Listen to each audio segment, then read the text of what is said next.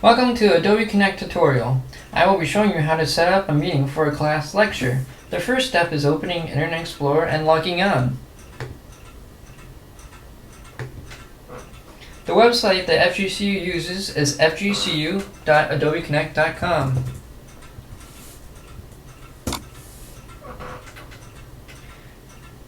You may ask CJ in broadcast billing if you require login information.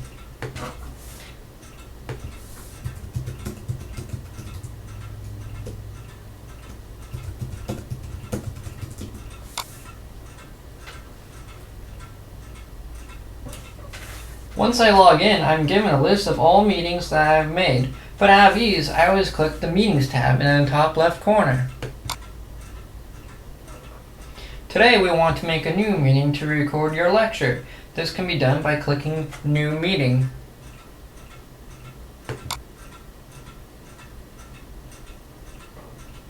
I want to begin by typing in a name for our meeting. For this tutorial, I will put in Adobe Connect 101.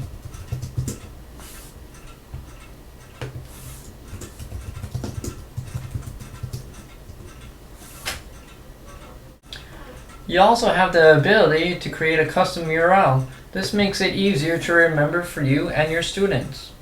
Right now, I will make it the same as the name, so I will put Adobe Connect 101. It is easier to put all the letters in lowercase, and remember there are no spaces and a website address. Next we come to access controls. That's right above audio conference bar. We have three options. It is defaulted to only registered users and accepted guests that may enter the room.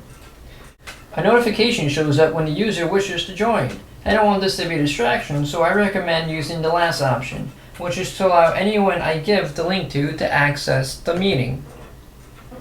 Once we're all set, scroll to the bottom and hit Finish. Now this is all you need to do on this page. A new page opens up. The link in the middle is the link you may give your students or post online. A quick reminder, you may view all your meetings by clicking the Meetings tab at any time. Let us begin personalizing the meeting we just created by entering the meeting room by clicking this button, Enter Meeting Room. Adobe Connect does take a while to load, but please be patient. Let's start by getting familiar with the layout. With Adobe Connect, each window you see is called a pod. Like windows on your computer, these may be moved around. In the lower right hand corner is the chat window. This is a perfect way for online students to ask questions without disturbing your lecture. Above this window, or pod, is a roster of everyone in attendance. Right now it's just me, but when you send out the link, this is where attendees can be found. If you wish to talk privately with a member, you may do so by clicking on their name. The top right corner is a pod that defaults to webcam. If you are interested in this route, a webcam is compatible up to 6 feet of USB. This will require the user to stay behind the desk for the duration of the lecture. An easy alternative is to use your wireless microphone of choice. You must reserve this equipment from Course Technologies Reed Hall. You may pause this tutorial and call them at 590-7100. If you decide against using a webcam, you may close this pod by clicking the top right corner of the pod and click Hide. Notice this opens room to display something new.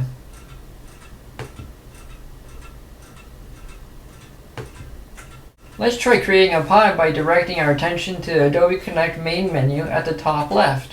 Start by clicking on Pods. Video brings up the webcam again. Files allow you to upload a file you may like to share with your students.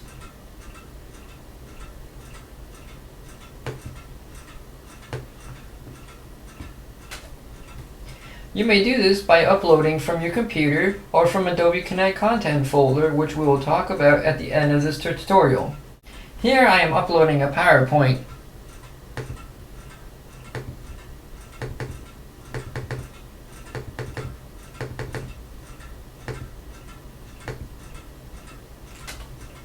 Attendees may download this by highlighting the file and clicking Save to My Computer. This brings up a window where you can click to download. Moving on, Back to the Pods menu. Web links no doubt allow you the opportunity to share content that a PowerPoint might not be compatible with. You may add links by clicking the Options button to the top right of the pod.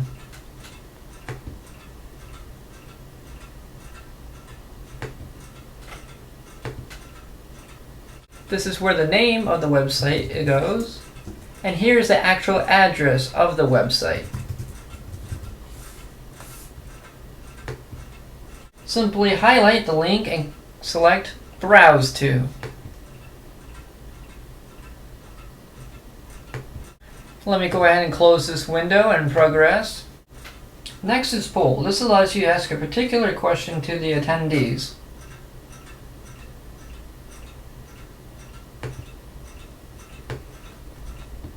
I'll start by asking, what color is the pen?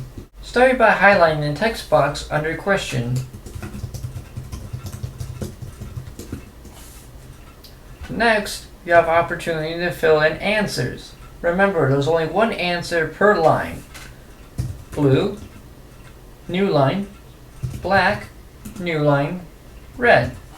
When you are ready to broadcast your question, click Open. This is where we see how many people hit each answer. To see who in particular gave what response, you may do so by clicking View Votes. For now, I'll click Blue. Now View Votes is now open. I can see that the attendee, Balin, which is myself, hit blue as an answer.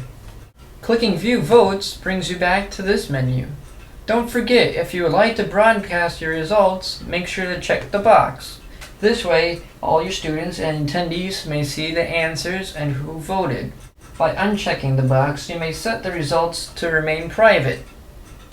Closing this window and moving on, Q&A allows the attendee to ask the presenter questions. Right now, the pod is empty because nobody asked us a question. I'm going to select Participant View in the top right corner in order to open a practice question.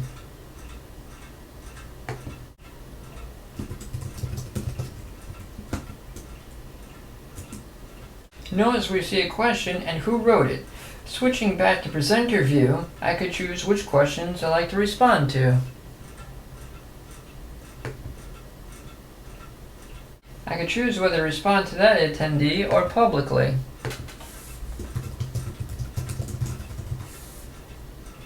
By hitting Send Privately or Send to All.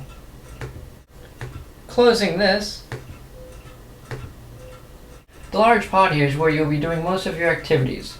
You have several options. You may share your entire screen with the group.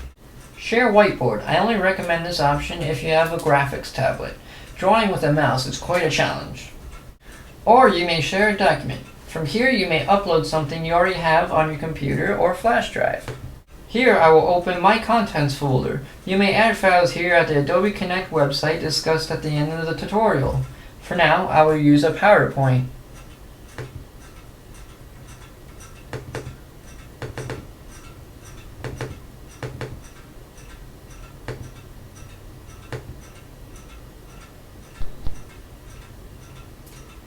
In the lower left corner are arrow keys to go forward or backward through your PowerPoint. To the top right, you may allow this pod to fill your screen. This is great if you're teaching an on-campus class as well. I advise you to be cautious as you will not be able to see any questions asked. You may hit full screen to revert back to the main menu. If you wish to show something else, click Stop Sharing. Here is the Meetings tab. This is particularly useful if you plan to use a microphone during your lecture. A quick reminder, you may reserve a microphone from Course Technologies and Reed Hall at 590-7100. I strongly advise you have a technician help you with this part. We begin by hitting Audio Setup Wizard. Step 1. If you wish to use the classroom speakers, this can be very loud. I recommend adjusting the volume from the projector panel near your computer. Step 2. You may select your microphone from the drop-down menu for those presenting from a classroom. The only one that is on that list is the microphone you received and brought here today. I have several. I'm going to click the first one and move on. Step 3. In order to test your microphone, Adobe Connect must download a plugin. Please allow. You may play back a recording to gauge your microphone. Please repeat as necessary. Step 4. You have the opportunity for your computer to gauge the amount of background noise. This is completely optional. Don't forget to turn on your microphone by selecting the microphone icon. Mine will be off for this tutorial. When you are ready to present your lecture, go into the Meetings tab and select Record Meeting.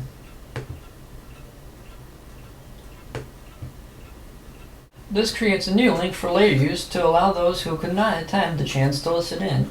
You may name it whatever you like. Notice a box appears in the top right along with the red button. When I record, I also leave a note in the chat box to remind me. This way, at the end of the lecture, I remember to hit Stop Recording. I hit the red button and hit Stop Recording. Once you are finished, you may simply click the red X as you would close out of any window. This brings us back to the Adobe Connect website. You may access your recordings with the Recordings tab. Notice the access is defaulted to private. Only you will be able to watch this. To set it so others may be able to watch as well, select recording you want and select Make Public.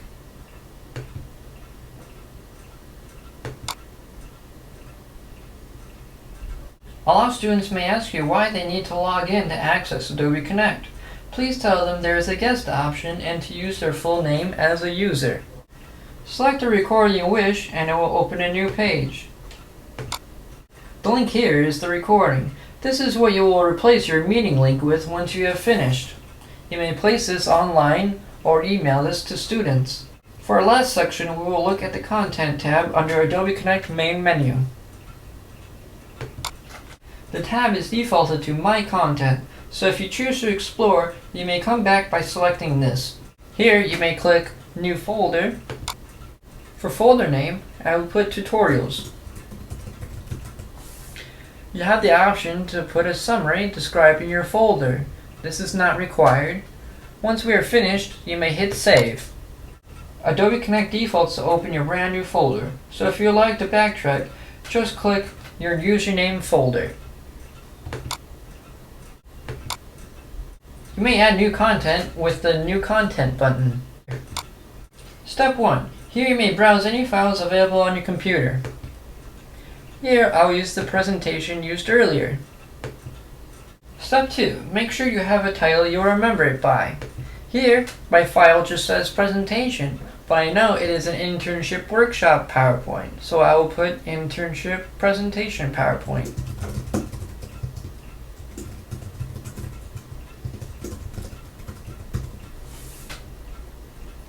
You have several options here. You may create a custom URL as well as have a summary to describe what your content is. This is completely optional. Let us finish by hitting Save. I strongly recommend adding a folder for each week of your semester. Here, as you can see, I created a folder for each week during the semester.